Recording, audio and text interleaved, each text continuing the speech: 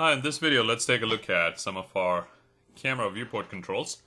So I have my target camera selected over here and you can see the parameters right here. And this is the target camera view. So let's select that. And let's also select this camera one more time. And let's right click over here so we don't deselect the camera. So when you select a camera view, you can see a lot of things over here change, a few buttons.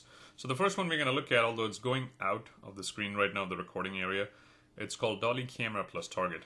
So whenever you see a small little button over here, like a little dot or almost like a triangle, that means you keep that button pressed, there's something underneath. So there's two buttons right now. So I'm going to go to the top one, and that's just dolly camera. So you can see when I'm dollying my camera, just the camera, if you can see in my left view, is going back and forth. So it's dollying my camera. If I keep that pressed, and if I go to the second one, that's dolly camera and target. So you can see the camera and the target both are going back and forth. Then you have perspective right over here. That is also changing, you can see right over here, the lens and the FOV to give a nice little perspective to your camera. The next one is roll camera right over here. So pretty much says what it does. It rolls the camera, as you can see in the camera view, as well as right here and right here. You can see the camera is rolling. Then you have the truck camera, which is this one. Again, the tooltip is kind of going outside the recording area, but that's what it says, truck camera. You can also, for the truck camera, you can either press this button down, or you can simply middle mouse button, hold it down, and there you go. That's what it does. So it pretty much moves the camera and its target parallel to the camera view. That's what it's doing. Then you have the orbit and the pan camera. So orbit is this button right here. Orbits the camera. But you can see how the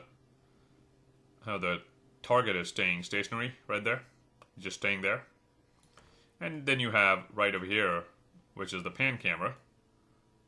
And now the camera is staying where it is and the target is moving. Then you have the field of view right over here. And the field of view is again changing the lens and the field of view right here. And then finally you have something called safe frames. Now, safe frames can be activated by simply doing Shift F. Now if I do Shift F right now, you can see something happen. I saw a yellow box over here, but my safe frames are really not showing. To display safe frames, you right click over here, go to configure, and make sure that you go under Safe Frames and make sure your Action Safe and Title Safe are on. And I'll simply